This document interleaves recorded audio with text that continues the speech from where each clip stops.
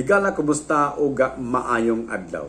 Igsuon ang Ebanghelyo ni San Lucas kapitulo 5 bersikulo 1 hangtod sa 11 mao kini ang account nga si Ginoong Jesucristo nanudlo didto sa lanaw sa Genesaret.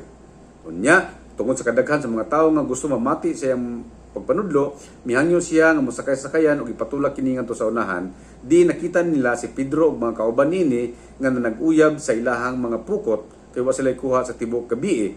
Unya ingon si Ginoong Jesucristo kanila nga palawd kamo, itaktak inyong mga pukot og palawd kamo. Ila kining gituman og diha nakakuha sila og daghan kaayo nga nagkalain-laing matang sa isda. Gani hapit na magisi ang ilang pukot ug hapit na malunod ang ilang mga sakayan, busa ilang gitawag ang ilang mga kauban ngadto sa pikas nga tampi ug gitabangan sila nini. Ug gitapos sa Ginoong Jesucristo sa pag-ingon ang ebanghelyo nga sukad karon managat na kamo og mga tao. Igsuon kani nga pag-istorya ni Ginoong Jesucristo dili lang kini para ngadto kanila, kundi alang usab kini kanatong mga Katoliko nga kinahanglan usab nga mobuhat niini. Ang giingon kinahanglan usab nga atong palawdan, palawman ang atong pagtuong Katoliko. Mupalawom kita, no? Nindot ka igsuon nga kung ikaw usa ka simple lamang nga driver, may mukang kaabag, o kaha may usa ka attorney, nahimo kang kaabag, usa ka doktor, usa ka nurse, nahimo kang salmista, o kaha nahimo kang kananiyang lektor, o mahimo kang katekista.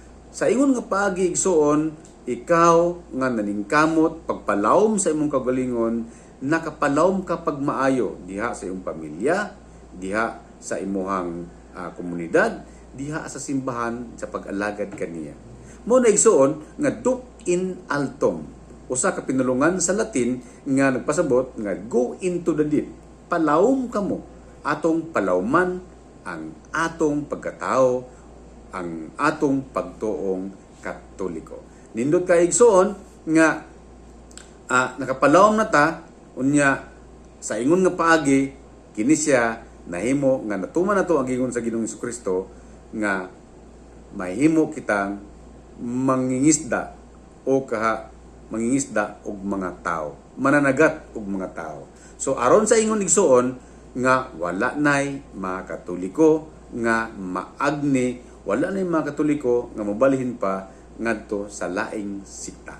Unta igsuon daghan tag na tatunan og hinaot kitang tanan sa Dios, panalanginan.